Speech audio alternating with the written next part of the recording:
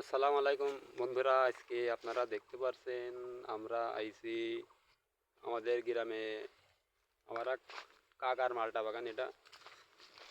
এই দেখেন, গাছে প্রচুর মালটা হয়েছে, একবারে খারাপ হয় নাই। এই দেখেন, মালটা আপনার ভালোই হয়েছে। গাছের বয়স আপনার 3 বছর 4 বছর বয়স আপনার গাছের। সেই তুলনায় অনেক ভালো মালটা হয়েছে। আপনার এখানে 50-56টা গাছ আছে। আশা করছি এবার ফলন ভালো হবে। আজকে আপনার পাওয়ার ট্যাবলেট স্প্রে করছি মালটার ফলন বৃদ্ধি করার জন্য।